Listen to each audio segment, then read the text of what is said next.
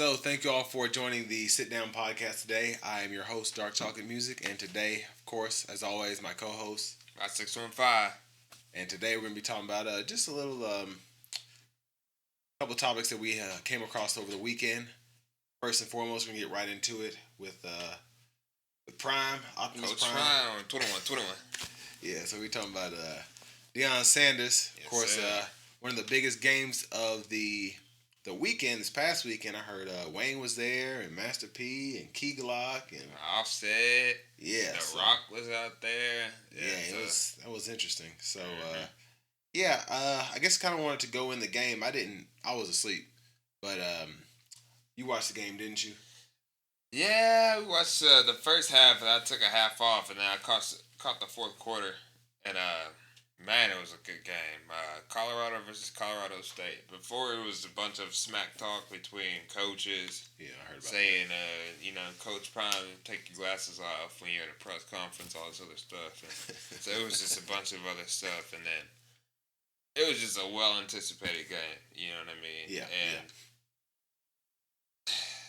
just the numbers, the viewership on it, because it was the last game of the night, if I'm not mistaken. It was in Colorado, so it came on at like 9-10 our time. Yeah. And it went into the second overtime, double overtime. So the game was on to about, over like a little past midnight.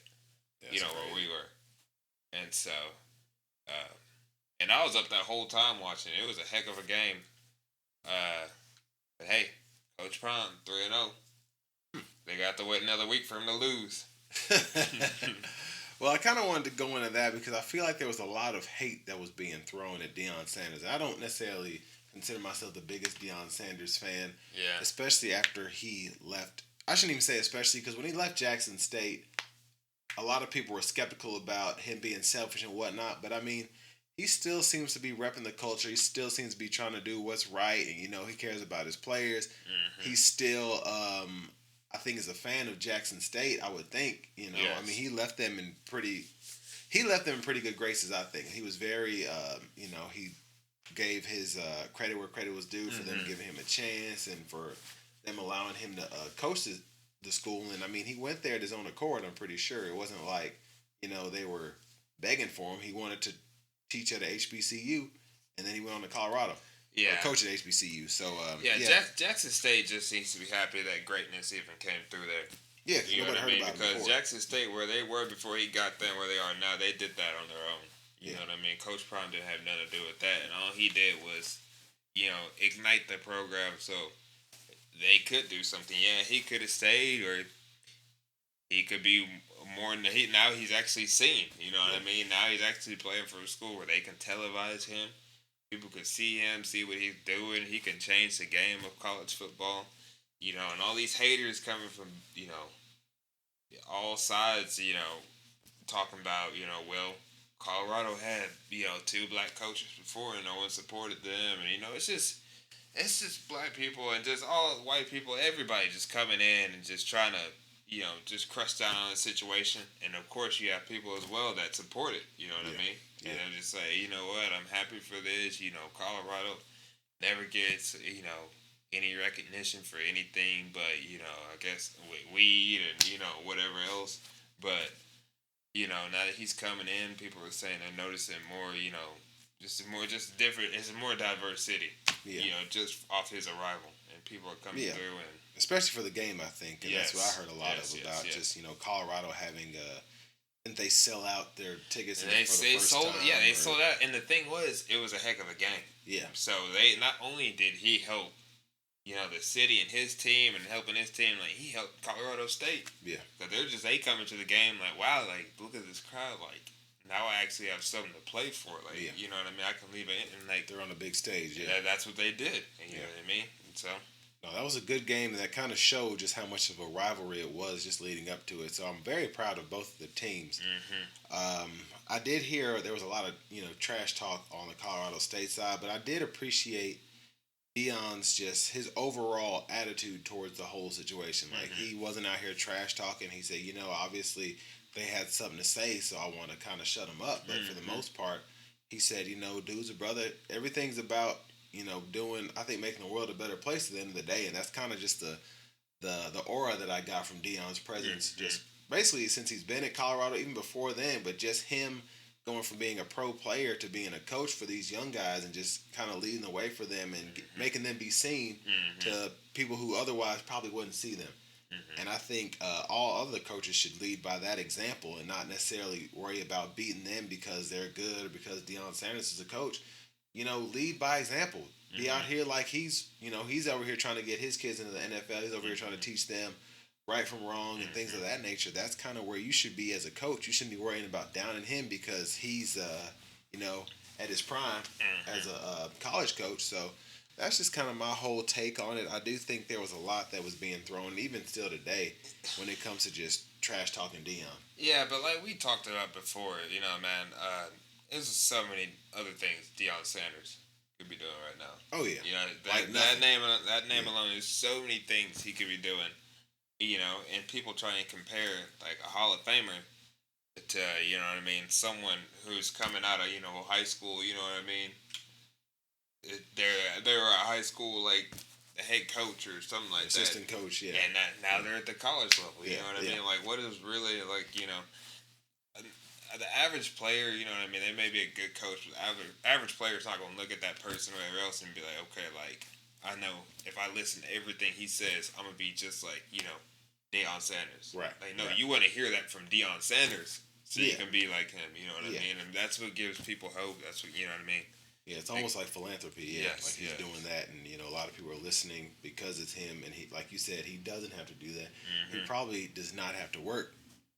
No. But I mean, he's out here coaching, trying to, especially for these schools. I think part of it is he wants to. I don't want to say protect his image, but he wants that kind of image. He maybe wanted to coach. He likes coaching. He loves coaching. But at the end of the day, this is more beneficial, like you said, towards the players, if anything, because this is life-changing for a lot of these players to have a coach like this who's having these kind of eyeballs from scouts or whatever, as opposed to Deion Sanders, who doesn't necessarily need the paycheck. No. Definitely doesn't need the paycheck. And he could be doing, like you said, plenty other things that might be considered more grand or, better than what he's doing now. And he's doing this because he wants to, and he wants to give back to where he came from, I think, as a college player or whatever. So I really appreciate just, what he's doing for college football in general. And I think we're seeing a lot of good college football coaches, and even in other sports as well, just, as basketball players, like with the women's basketball teams last year, we're starting to see a lot of players get paid for playing and for getting sponsorships, and they're not out here struggling to play Tier 1 basketball. So I'm definitely happy to see that. But you got anything else you want to add? No, we can go ahead and jump on to, you want to talk about T.O.? Yeah. You kind of give the background for that. You're the one that showed me that video. Well, now since I talked to our younger brother, I'm starting to feel like I'm more late on this subject than anything else. But I'd already known, the video came out like 2 years ago because they were talking about Max Kellerman getting fired from ESPN. Yeah, you know what I mean? And there was a video that came out. They had all three, Stephen A. Smith, Terrell Owens, and Max Kellerman all there. And they were just saying how Terrell Owens was respecting what Max had to say, on, I don't know if he was talking about a certain player or black people in general. Yeah. You know what I mean? But he was, like, going on and saying that he was starting to respect Max more than he was Stephen A., which I could see that just from, like, some takes I've heard myself, like, he's still a good, reporter or whatever else, but... He was always my favorite above Stephen A. anyways, but yeah. Yeah, so, and then it came out that he said that he thought Max was blacker than Stephen A. and Max, of course, being white. It was just turned into, like, kind of a funny joke, and like I said, he did an interview with Joe Budden, was talking more recently now, and was trying to explain the whole thing with Max Kellerman. And Stephen A. was? Yeah, Stephen A. was. Yeah. And he was just saying that things just weren't working out, you know what I mean? Like, they, like, saying that he, like, all this other stuff, everything that had to do, that had, it didn't have anything to do with what before. He wasn't bringing that up. Yeah. You know what I mean? And so he was just mentioning just a whole bunch of just random stuff. And And so then someone had pinned that video to it, and then from there it's just been a whole. Just the past like 2 weeks, they've just been going back and forth on Twitter, Facebook, anything, and just it's really funny. Well, I think you said that, and it reminded me of. I think we could tie this to something recent. The whole Skip Bayless, Shannon Sharp situation. Sharp, That's really what I thought, and I don't think Stephen A. had anything to do with getting rid of Max Kellerman or whatever, making that whole situation occur. But that's always kind of the dynamic I felt like they had. I always felt like Stephen A.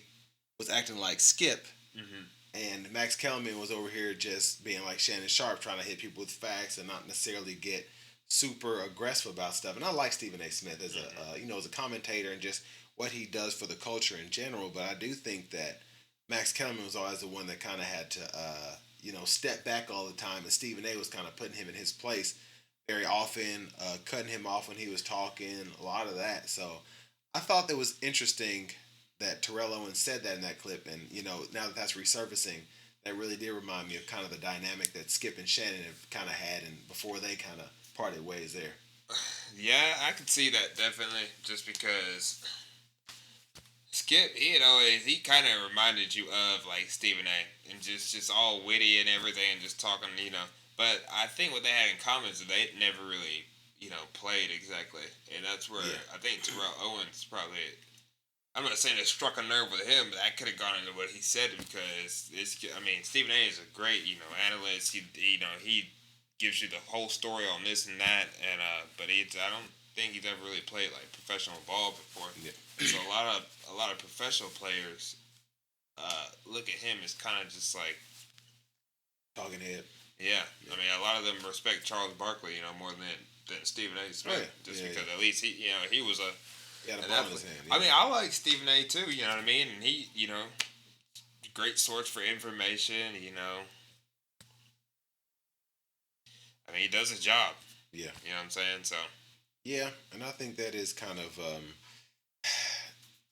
I think most analysts kind of had to be that way, especially when they didn't play, because they have to prove themselves as analysts. Yeah, sure. Now, if you're Deion Sanders or if you're Shannon Sharp or someone like that, you don't necessarily have to prove. You can be speaking Ebonics or whatever. Everybody knows you're great at what you do. Yeah. And I think that speaks volumes. If they had Michael Jordan, even Charles Barkley. Charles Barkley is not, nothing against him, but he's not what we would consider the most articulate person. Yeah. That's a reason that, when ESPN or was it TNT, whatever show he's on with Shaq and them, there's a reason that the two people or the one person who didn't play ball speaks very clearly and kind of leads the thing. Even when you think of with First Take with what's her name on there, she's kind of there to facilitate so everybody can stay on topic. Everyone knows what's going on, and then we kind of listen to the people that did play ball, or in Stephen A's case, the person who is master analyst. They kind of go back and forth, and then we have this person here that's there to facilitate the conversation so that we can hear from the professionals. And that's kind of what I think has always been the case, not only with First Take, but Undisputed especially, because I don't even know, I didn't watch that one as much, so I don't even know if they even had like a facilitator, like what's her name, on there. Molly, I can't think of her last name. So that's kind of where I feel that Skip Bayless really, he played his role there, and then you have someone like Shannon Sharp, which again, I can understand what he's saying, but again, not the most articulate person. If he had a show by himself, it might be kind of hard to follow. But he's a player, and he's a great player. He does have his own podcast. Yeah, and I love his podcast as well. So I love Shannon Sharp. Really, he's really grown on me the past few years. Just again, what he's done for the culture and just really expanding his business as an entrepreneur. I respect that wholeheartedly because everybody can't do that stuff, and whether you were raised a certain way to speak a certain way, or you don't use proper English in this aspect, whatever, that really doesn't matter to me. If you're out here doing your thing, you're out here being a good person, you're out here trying to do, be the best person that you can be every day, I can't fault you for anything else that you have going on. So if you're not out here trying to bully people or trying to down somebody else, and you're just out here giving facts and analytics and all that stuff, then more power to you. And that's why I respect someone like a Shannon Sharp as opposed to maybe someone like Skip or someone like, I shouldn't even say Stephen A. because Stephen A. again, he's in my good graces, but just certain people like that where they haven't really played the game. Mm-hmm. They're just kind of, they did what they did to get to where they are, and now they think they're better than everybody else, or they at least they're perceived that way. So that's just my 2 cents on that whole situation. But enough about sports. Let's go to the economy.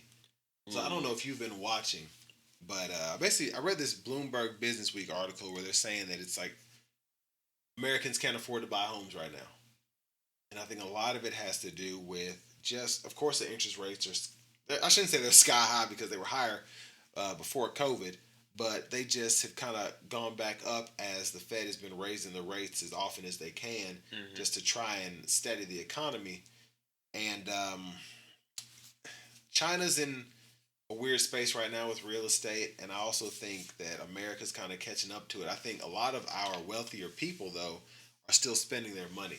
And even though the economy is doing great, you have to realize that the vast majority of people in this country are not in the top 1%. And that's just basic math. So I do think when, certain people are building houses, eventually people are not going to be able to either afford their mortgage or afford to pay for a home. And people are also not getting the wage increases that they necessarily need. So bringing that full circle to the whole United Auto Workers situation, where basically the big three, the legacy automakers, Ford, GM, Stellantis, used to be Chrysler, all of them are dealing with huge strikes right now. You have anybody that works in that industry particularly, or know anybody? Okay. I know. Yeah. So I mean, basically, they're wanting wage increases, and I think one of the biggest issues that we have as a country is we can't see the other guy. We're just worried about ourselves. So a lot of these union workers, they are on strike because their union is saying they need to be on strike so that they can get more livable wages. And I think some people are trying to get like $40 an hour or something like that I heard. I was watching it on CNN. But I think people also have to realize that we are having record-breaking years for just, obviously the auto workers are making more money, or I should say the automakers are making a ton of money, so the stockholders are doing well. That's why all these stocks are through the roof.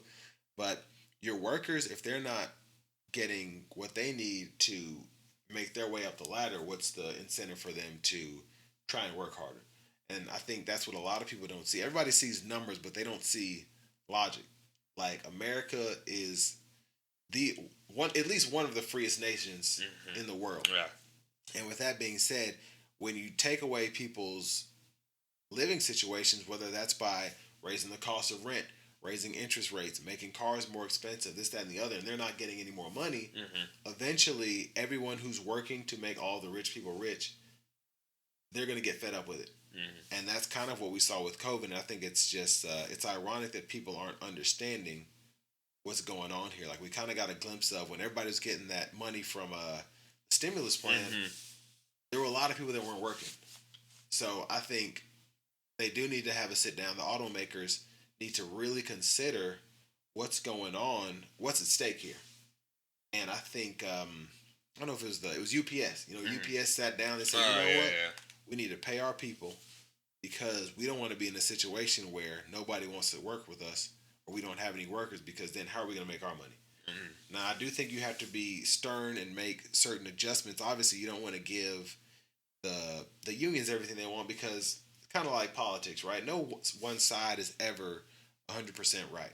So I'm sure the auto workers might be asking for a bit much so that maybe they can be talked down to a good place, and maybe the auto manufacturers are starting at a low place so that they can work up to a place where they're like, okay, we can kind of level out here.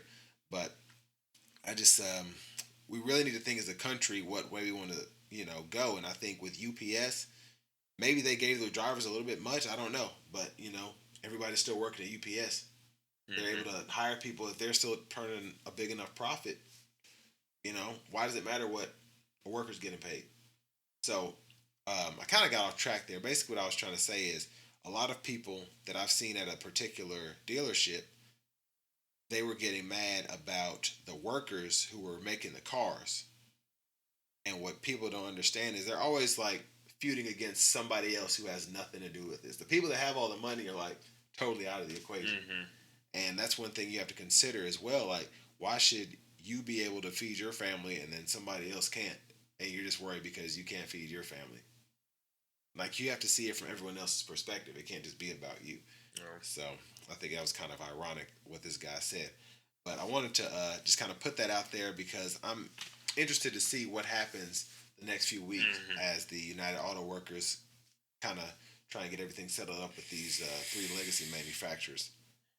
But hopefully get more cars. Yeah, and there's already a labor slowdown, I think, just with what's going on with everything else in the economy. Obviously, houses aren't selling like they used to.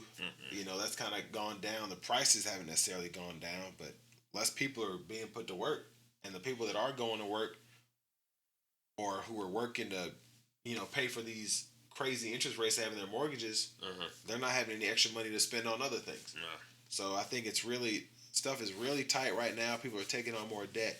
So I think we're going to see this whole situation kick us in the rear probably the next year and a half. And I don't know if there's anything we can do to stop it. Along with this weather. Yeah, that's something else is crazy.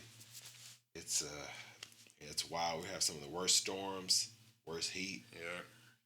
But I guess the only other thing I wanted to talk about was Amazon, because this is something else that's interesting. We're starting to see a lot of internet-based businesses kind of take off, and that might be what's helping fuel the economy. I mean, what do you go out to buy these days, Maybe food, but heck, people are trying to ship that to you. But Amazon, basically they said they're going to have, it's another Bloomberg Business Week article saying they're at least working to hire 250,000 more people to help them with the holiday season. And they're going to have some wage increases as well. So I'm wondering if Amazon is going to be, if they're not already, the new Walmart, or really just a new store. Will it be a monopoly on where we buy our stuff? Because Amazon is humongous. You see fulfillment centers everywhere. They're taking up, looking like whole cities. I mean, what do you think about that? Man, they may. I feel that would be crazy if they did turn into the next Walmart, but it's just as far as just like the traffic that they have, and just just you can get anything off Amazon. You get something that's Amazon brand. You can get some Nikes off there. You know what I mean? You can get anything off there, as opposed to like where Walmart used to be like the number one for everything. Like nowadays, like your local Walmart probably doesn't even have what you're looking for. You know what I mean? They have everything, but it's so easy just to have an Amazon account, be signed up for, and just like invest money into that, and then just get next day, same day delivery on literally anything. So I feel like the average day American is starting to figure that out and just starting just to do the simple math, and then just decide that stressing yourself out. You know what I mean? It's really you might as well just sit down at home and just. Just get on the computer and get on Amazon and just get some just as cheap as Walmart, you know what I mean? So yeah, I think that's a great point, because what I've started to see is, back in the day, even with stores, right? You had Target, Walmart, you had Walmart's basically the number one retailer. I don't know if that's still the case.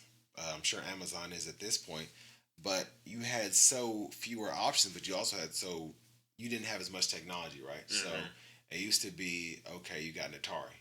And not a lot of other game systems. And they came up with Dreamcast and different. Now you got an Xbox, this kind of Xbox, PlayStation, the PC. You can have this game for this.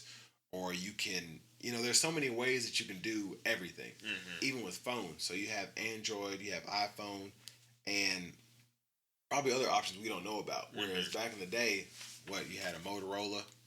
And then before that, you had telephone options, but everybody had basically either a wireless thing. Everything went to a phone jack. Let me put it that way. So now you have different cell phone towers. You got to have a provider for the cell phone, and then you got to have a certain brand of cell phone. A certain brand. When you have the apps, you have several different apps that you can use for what you have to do. And I think that's what a lot of people don't realize. Good example, again, is the streaming services. So you used to just have Dish, DirecTV, Comcast. Yeah. There was probably you could count on two hands the different providers that you had, just in terms of the big ones. But now, I mean, you got Hulu, Netflix, HBO Max, Paramount. Yeah, they all come to live TV, live sports. Yeah, and you then know what I mean? you want to watch a game. Now they're just finding the companies are finding every way to squeeze a penny out of you, and I think the harsh reality is it's because they have to just to stay profitable, and it's such a weird place to be in. I think it's also good though because like we can just have a podcast here without having to have somebody sponsor us with all this equipment, blah blah blah.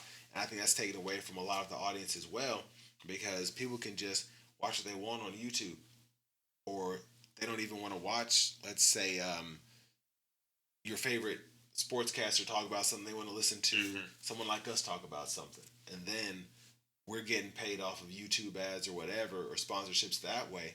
And it's making it, I don't want to say easier, but I feel like the wealth is being stretched to different areas where it wouldn't have been before because basically if you wanted to get a record contract or something like that, you had to go to a label. Yeah. Now you can basically fund yourself because there's so many different outlets that are available to you as a consumer and as, I think, an entrepreneur, whereas before you had to get somebody else's money behind you. And now you can just start from nothing and make it. So, I mean, if there's one thing I want to leave out there is, if you're trying to make something of yourself, now is the best time to do it.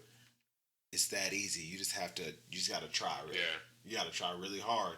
But, I mean, once you get in there, you could kind of expose yourself as opposed to having to worry about what somebody else thinks you should be doing, so on and so forth, or having to have a $20 million loan to get a business off the ground.